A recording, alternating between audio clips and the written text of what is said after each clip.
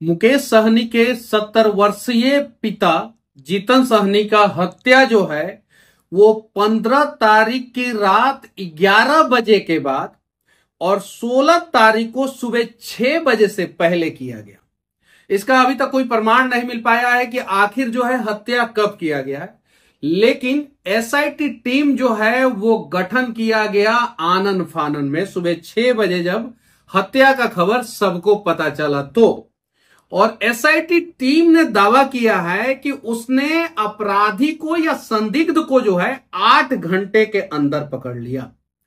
जीतन सहनी चूंकि मुकेश सहनी के पिता है और मुकेश सहनी वीआईपी के प्रमुख हैं और मुकेश सहनी पूर्व मंत्री भी रह चुके हैं और वर्तमान समय में महागठबंधन तेजस्वी यादव जी के एक मजबूत साथी के रूप में जो है इस बार चुनाव लड़े थे। हालांकि 3 सीट पे उनका पार्टी चुनाव लड़ा था और तीनों सीट पे हार मिला। लेकिन यहां पे समझने वाली बात यह है कि मुकेश सहनी के पिता की हत्या होती है, एसआईटी का गठन होता है, एसपी काम्या मिश्रा जिनको लेडी सिंघम कहा जाता है और काम भी ये बहुत दमदार तरीके से एग्रेसिवली जो है वो करती है और अपने दायित्व के प्रति जो है ईमानदार अधिकारी के रूप में इन्होंने पूरे बिहार में छवि बनाया। इनके नेतृत्व में जो है 1 डीएसपी और 3 थाना प्रभारी रहते हैं एसआईटी टीम में। डॉग स्क्वाड आता है, एफएसएल की टीम आती है, उसके बाद से एसएसपी जो जगुनाथ रेड्डी जी है वहां के वो आते हैं, आईजी जो है बात करते हैं, डीजीपी बात करते हैं और बॉडी पे 10 जख्म का निशान पाया जाता है। टेबल पे 3 ग्लास मिलता है, टेबल के रूम के पीछे जो है खिड़की है, खिड़की से लोग भागे रहते हैं, वहां पे खून का निशान मिलता है। सीसीटीवी रिकॉर्डिंग में ये पता चलता है कि 10:30 से लेके 11 बजे तक रात में जो है कुछ 4 लोग जो है हाथों में कुछ डंडा या किसी प्रकार का हथियार लेके जो है वो जीतन सहनी के घर पे जाते हैं। 8 घंटे का जांच, सीडीआर, मोबाइल रिकॉर्डिंग, सर्विलांस और केस तमाम, अपराधी पकड़े जाते हैं। जरा सोचिए, जितना समय लगा मुझे बोलने में शायद उससे तेजी गति से जो है पुलिस ने इस केस में काम किया। बहुत अच्छा, बहुत बहुत धन्यवाद एसआईटी टीम को, फॉरेंसिक टीम को और डॉग स्क्वाड को, वहां के एसएसपी साहब को, वहां के थाना प्रभारी को, सबको धन्यवाद। लेकिन इतना त्वरित कार्रवाई जो है बिहार में जब किसी आम आदमी के घर में मर्डर होता है, चोरी होता है, तब काहे नहीं होता है? जब पटना में 1 लाख सीसीटीवी कैमरा है उसके बावजूद जो है हजारों सीसीटीवी कैमरा के बीच से जो है मोबाइल चोर जो है मोबाइल उड़ा के लेके चला जाता है, उसे नहीं पकड़ा जाता है। मुकेश सहनी को इंसाफ मिलना चाहिए। हत्यारे जो है सलाखों के पीछे जाने चाहिए, उनको कड़ा से कड़ा सजा मिलना चाहिए। और यही है केस का समरी, यही है। बस केस खत्म हो चुका है, जांच हो चुका है, पकड़े जा चुके हैं। अब इसमें यही पूछा जाएगा कि आखिर तुमने किस चीज से मारा, क्यों मारा, बस इतना ही। बाकी अपराधी पकड़े जा चुके हैं, अपराधियों के नाम नहीं बताए जा रहे हैं। पता नहीं क्या रीजन है कि अपराधी के नाम नहीं बताए जाते हैं। यहां पे मर्डर जो करता है और मनीष कश्यप का नाम जो है चीख चीख के प्रेस कॉन्फ्रेंस में बताया जाता था कि मनीष कश्यप आदतन अपराधी है। नाम के साथ आदतन अपराधी मेरे नाम के आगे प्रीफिक्स या सफिक्स जोड़ ही दिया जाता था।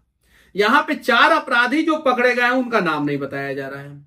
मुहर्रम है आज, चलिए ठीक है, उन अपराधियों का धर्म जात से हमें कोई मतलब नहीं है। अपराधी तो अपराधी ही होते हैं और अपराधी जो है सलाखों के पीछे जाने चाहिए। लेकिन अगर मर्डर करने वाले अपराधी का नाम नहीं बताया जाता है तो फिर उन्हें आदतन अपराधी नहीं कहा जाता है, तो फिर आगे से भी लोगों को ध्यान रखना चाहिए। चलिए ठीक है, मैं इतना ही कहना चाहता हूं कि इसके बाद छपरा में एक परिवार में 3 लोगों की हत्या होती है। बस उसके अगले दिन यानी 15 तारीख को आधी रात में या 16 तारीख को सुबह से पहले जो है जीतन सहनी जी का हत्या होता है और 16 तारीख को सुबह 6 बजे लोगों को पता चलता है।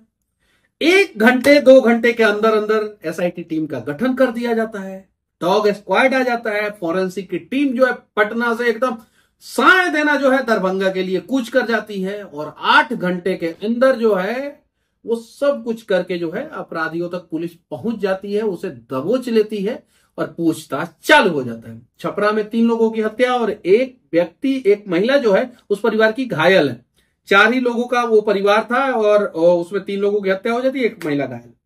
उसके बाद सुनने में आ रहा है मोतिहारी में भी हत्या हुई है। उसके पहले सिवान में जो है गोल्डन पासवान की हत्या हुई है, अभी तक अपराधी जो है पकड़े नहीं गए। उसके पहले सिवान में ही एक कुशवाहा जी का हत्या जो है वो एक कोई आदमी जो है वो कर देता है। उसमें भी जो है अभी तक अपराधी पता नहीं पकड़े गए हैं कि नहीं पकड़े गए हैं। उसमें जो है कौन सा फॉरेंसिक टीम पहुंचा, कौन सा डॉग स्क्वाड पहुंचा, कौन सा एसआईटी का गठन हुआ। अगर इस केस में जितना त्वरित एक्शन लिया गया है, जितना क्विक एक्शन लिया गया है, अगर उतना ही क्विक एक्शन बिहार में हर एक अपराधी के खिलाफ लिया जाए और हर एक परिवार को इंसाफ दिलाने के लिए उतना ही क्विक एक्शन लिया जाए, तो मैं दावे के साथ कहता हूं जो हत्या का प्रदेश बन चुका है। आपको पता है पिछले 3-4 दिन में जितनी लड़कियों के साथ छेड़छाड़ या रेप की घटना जो है सामने आई है, अगर देश के किसी और राज्य में आई रहती तो भूचाल मच गया होता। जितने लोगों की हत्याएं हुई हैं पिछले 1 हफ्ते के अंदर, अगर देश के किसी और राज्य में हुआ रहता, खासकर उत्तर प्रदेश, दिल्ली या दूसरे राज्यों में हुआ रहता, तो अभी दुनिया का हर एक मीडिया जो है ना वो भूचाल मचा दिया होता। हर एक पार्टी के नेता, पक्ष विपक्ष के नेता बोलते। लेकिन यहां पे जो है लगातार हत्या हो रहा है, ड्रग्स की तस्करी हो रही है, सड़कें खराब बन रही है, पुल गिर रहा है, लड़कियों के साथ छेड़छाड़ हो रहा है, रेप हो रहा है, नेता के घर में चोरी हो रहा है, बड़े बड़े पुलिस पदाधिकारी, बड़े बड़े पुलिस मतलब एसपी डीएम के रैंक के पुलिस पदाधिकारी उनके घर में चोर घुस के चोरी कर दे रहे हैं। आर्मी के मतलब कि बड़े अधिकारी के घर में घुस के चोर जो है उनकी मां को जो है चोरी के लिए जो है मार दे रहे हैं। नेताजी के पिता की हत्या हो जा रही है और कुछ नहीं। ऐसा कब तक चलेगा? तो मैं कहना चाहता हूं कि मुकेश सहनी जी के केस में पुलिस ने जो एक्शन लिया है, पॉलिटिकल सिस्टम ने जो एक्शन लिया है, ये पूरा जो बिहार का इकोसिस्टम है उसने जो एक्शन लिया है, वही एक्शन बिहार में अगर कहीं भी आपराधिक घटना हो रहा है उसमें जो है एक्शन लिया जाना चाहिए। और पुलिस टीम को तहे दिल से धन्यवाद। एसआईटी टीम की जो जिनके नेतृत्व में एसआईटी टीम का गठन हुआ था, एसपी काम्या मिश्रा, उनको भी तहे दिल से धन्यवाद। 8 घंटे के अंदर इस मर्डर मिस्ट्री का पर्दाफाश करने के लिए वहां के एसएसपी साहब को धन्यवाद, वहां के थाना प्रभारी को धन्यवाद।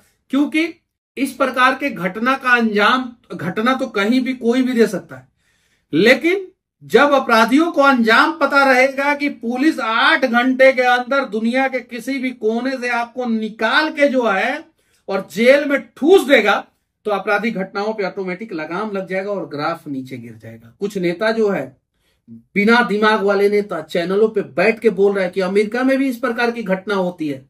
सीधे बिहार का तुलना अमेरिका से कर रहे हैं। बस आपराधिक घटना अमेरिका में भी होती है। अरे अमेरिका का विकास कितना है, वहां पे एयरपोर्ट कितना है, वहां पे लोगों का इनकम कितना है, इससे तुलना नहीं करेंगे। अमेरिका का प्रशासनिक सिस्टम कैसा है, इससे तुलना नहीं करेंगे। वहां के लोगों का एजुकेशन क्वालिफिकेशन क्या है, कितने सारे लोग जो है कहां तक पढ़ाई किए हैं, इस पे तुलना नहीं करेंगे।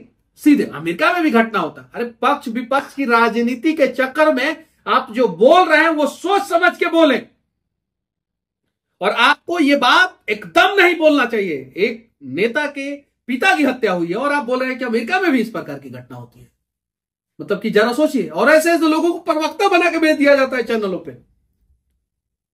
तो इन सब चीजों पे समझने की जरूरत है, सोचने की जरूरत है। और बिहार के लोगों से भी मैं कहना चाहता हूं कि देखिए, मैं बार बार कहता हूं ना कि ये जो पॉलिटिकल सिस्टम है ना, ये सिर्फ चुनाव में और मुद्दों पे ही एक दूसरे के खिलाफ खड़ा होता है। बाकी अगर इन लोगों पे आफत आता है ना, तो पूरा पॉलिटिकल सिस्टम, उसमें पक्ष नहीं होता है, विपक्ष नहीं होता है, लेफ्ट नहीं होता है, राइट नहीं होता है, सेंटर नहीं होता है। वो पूरा पॉलिटिकल सिस्टम जो है ना, वो एक इकोसिस्टम में बदल जाता है और वो सर्कुलर हो जाता है। जैसे दुनिया गोल है ना, वैसे ही ये पॉलिटिकल सिस्टम गोल हो जाता है।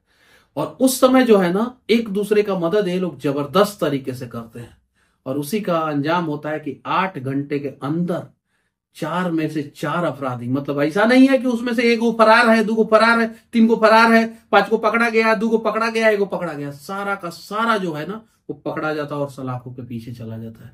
बिहार पुलिस बहुत बहुत धन्यवाद, आपने जो काम किया है। एसआईटी टीम बहुत बहुत धन्यवाद। बिहार पुलिस कहीं भी काम जो है अच्छे ढंग से करना चाहती है, बस ये पॉलिटिकल सिस्टम दुरुस्त हो जाए, बिहार के लोग दुरुस्त हो जाए, और हां जहां भी गलत हो वहां पे लोग आवाज उठाना सीख ले। जैसे मुकेश सहनी के साथ लोग पूरे बिहार के खड़े हो गए, वैसे ही इस घटना की वजह से उनके पिताजी का जो हत्या हुआ था, वैसे ही जैसे मुकेश सहनी जी के पिताजी का हत्या हुआ और बिहार के लोग अपराधियों के खिलाफ खड़े हो गए, प्रशासन को लगा, पॉलिटिकल सिस्टम को लगा कि कुछ बड़ा अनहोनी हो सकता है, अगले दिन मुहर्रम है, त्वरित कार्रवाई किया जाए और 8 घंटे के अंदर जो है अपराधी जो है सलाखों के पीछे चले गए। वैसे ही अगर बिहार के लोग लगातार हर एक गलत एक्टिविटीज के खिलाफ, हर एक भ्रष्टाचार के खिलाफ और हर एक आपराधिक घटनाओं के खिलाफ खड़े हो जाएंगे, तो मैं दावे के साथ कहता हूं कि बिहार में आपराधिक घटनाएं कम हो जाएगी और बिहार में भ्रष्टाचार भी कम हो जाएगा। बाकी हर एक चैनलों पे जो है इनके बारे में पूरी जानकारी आ चुकी है। हर एक चैनलों ने ये बता दिया है कि अपराधी जो है वो पकड़े जा चुके हैं, संदिग्ध जो हैं वो पकड़े जा चुके हैं, सीसीटीवी रिकॉर्डिंग, ये फलाना ठिकाना। बस मैं इन लोगों से यही कहना चाहूंगा कि जिस प्रकार से सारे मीडिया वालों ने पूरा कवरेज किया, सब पूरे घटना को दिखाया, उस प्रकार से सारे मीडिया वाले अब छपरा की भी घटना को दिखा दे, मोतिहारी में जो घटना घटी है उसको भी दिखा दे, जो पुल जो बार बार बिहार में गिर रहा है उस घटना को भी दिखा दे, और बिहार को एक बार इंसाफ दिलवा दे, बिहार को एक बार विकसित राज्य बनाने में जो है वो लोग योगदान दे दें। और बिहार विकसित राज्य तब बनेगा जब बिहार में आपराधिक घटनाओं पे लगाम लगेगा। बिहार विकसित राज्य तब बनेगा जब बिहार से भ्रष्टाचार खत्म होगा। बाकी इस केस के बारे में क्या सोचते हैं आप लोग, एसआईटी के काम के बारे में क्या सोचते हैं, डॉग स्क्वाड, फॉरेंसिक टीम, इन सब चीजों के बारे में क्या सोचते हैं, मुकेश सहनी जी को इंसाफ मिला है या नहीं मिला है, इसके बारे में क्या सोचते हैं, इस प्रकार की घटना पे बिहार में कैसे लगाम लगाया जाए, इस पे आप लोगों का क्या राय है, कमेंट करके जरूर बताना। जय हिंद।